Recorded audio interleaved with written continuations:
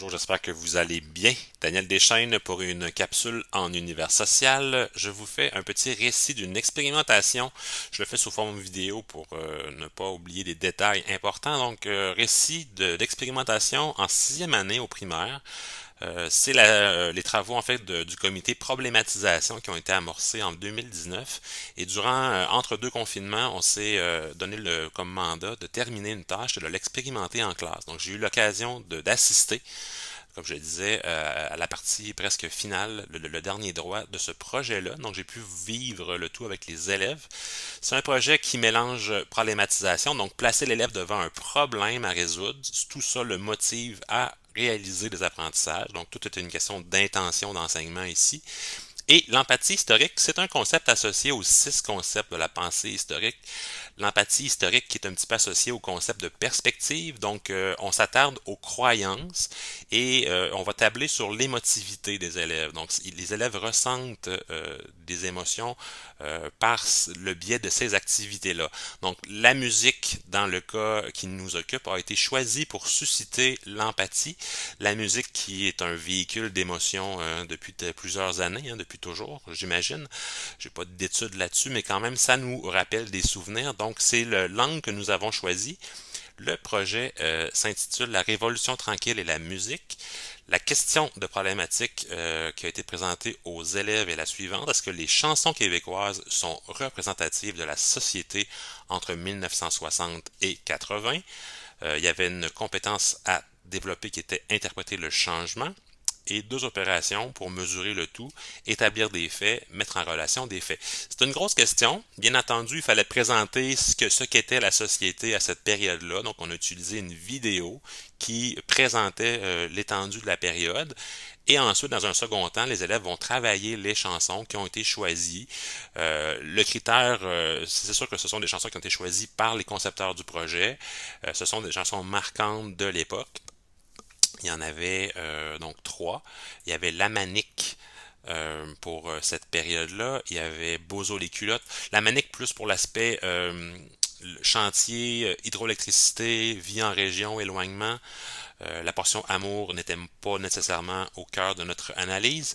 Bozo les culottes sur les différences entre anglophones et francophones, les inégalités, l'indépendantisme.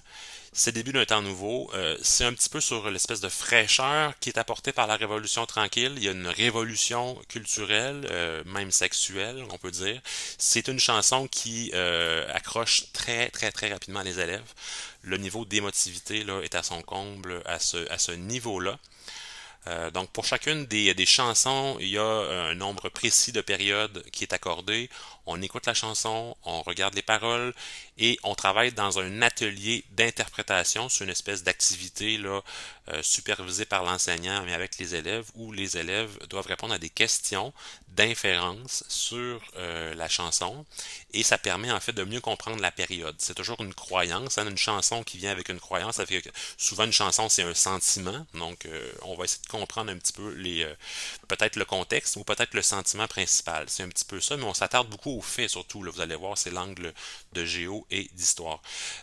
Donc la manière qu'on se questionne sur le développement technologique dont il est question. On se questionne également sur la localisation du fameux barrage, donc c'est dans quelle région, quels étaient les habitants à l'époque avant l'arrivée de ce barrage-là. Dans la chanson, on parle des grandes villes du Québec. Quelles sont les grandes villes à cette époque? Et est-ce qu'il y a une différence au niveau de la vie culturelle des loisirs entre ces villes-là et les régions? Euh, Également, il y avait un dossier documentaire qui servait aux élèves afin d'associer justement des particularités de la chanson avec des documents. Le dossier documentaire a été fait en Google Slide, donc c'est une manière de présenter du contenu peut-être plus imagé. Donc les élèves doivent associer. Ça a été présenté dans le cadre du projet. On a de très très courts textes, sinon on a priorisé les images. Bien entendu, on aurait pu faire une leçon magistrale de tout ça, mais le fait de travailler par la chanson, ben, les élèves en apprennent petit à petit et se questionnent beaucoup et questionnent beaucoup l'enseignante pour en savoir plus. C'est toujours un peu dans cette perspective-là d'exploration, mais encadrée par l'enseignante. Donc ça, c'est la structure. J'ai préparé dans le fond un Jamboard pour revenir sur la démarche là, au complet.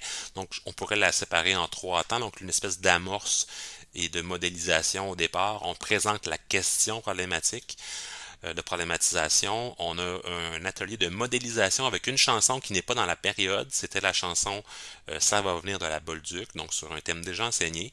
Et on écoute une vidéo sur la Révolution tranquille.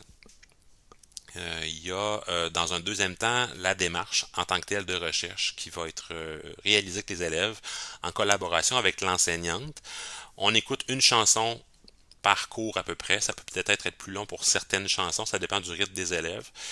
Il y a une prise de notes qui se fait en bout de ligne parce que dans le fond, on doit répondre à des questions, mais qu'est-ce qu'on garde de la démarche? C'est ce qu'on va noter dans une grille de consignation. C'est l'élément qui remplace un petit peu le cahier de notes. Les élèves ne travaillent pas dans leur cahier d'activité, mais ils travaillent strictement sur ces feuilles-là. Donc, ils ont appris à travailler par aspect de société. Et autant dans la vidéo d'intro, où ils doivent trouver des thèmes et les catégoriser dans les bons aspects, ben, c'est la même chose qu'on devra refaire dans les chansons. Bien entendu, pour répondre à la question, est-ce que les chansons sont représentatives de la vidéo ou de la société, ben, il faut que ça revienne un petit peu à gauche puis à droite. Donc, c'est un peu la méthodologie qu'on a choisie, le plus simple possible pour le niveau. Et, on se rappelle qu'on est en sixième année. On pourrait complexifier, mais on ne pouvait pas vraiment, je pense, aller beaucoup plus loin avec eux. Et en bout de ligne, là, il y a une démarche de questions qui nous amène à se positionner. Est-ce que les chansons sont représentatives ou elles ne le sont pas? Si je reviens à la démarche générale, donc ça c'est pour les deux premières étapes. Et en fin de séquence, il y a un retour avec l'enseignante. On répond à la question, on se positionne et il y a une évaluation où on demande aux élèves de revenir sur les documents, sur les chansons, puis d'associer des apprentissages à des bouts de chansons. Donc c'est un peu cette démarche-là qui a été faite. Quelle est la réaction des élèves? Moi, j'ai assisté au cours sur la manique. Écoutez, c'est pas la chanson qui fait bondir les élèves, c'est pas la chanson qui est la plus entraînante de cette période-là, mais les élèves ont aimé l'activité en tant que telle, et je me rappelle d'un moment fort révélateur où il y a un élève qui pose la question à l'enseignante comme ça, brûle pour point, pourquoi on appelle cette période-là la Révolution tranquille? Le voisin de l'élève qui pose la question semble-t-il être un élève un petit peu plus tannant. Lui répond, ben écoute, me semble que c'est simple. C'est une période où il se passe plein de changements, puis il n'y a pas de violence. À mon sens, après avoir entendu cet extrait-là, je pense que les élèves avaient compris l'idée de ce projet-là et en discutant avec l'enseignante, on a permis aux élèves de ne pas travailler durant quelques cours dans le cahier et elle me disait que c'était environ 12-13 pages qui avaient été ainsi épargnées dans la planification en univers social pour cette étape-là. Donc, à mon sens, le travail s'est bien réalisé. Idem pour l'évaluation. Les élèves ont apprécié une structure beaucoup plus simple en trois questions, droit au but, et les résultats ont été très très intéressants. Reste à savoir maintenant comment ça va se passer au régulier. C'était une expérimentation au PEI. Alors j'espère que ça vous a plu, puis je vous incite à m'écrire si vous avez des questions sur le sujet. Merci beaucoup et à la prochaine.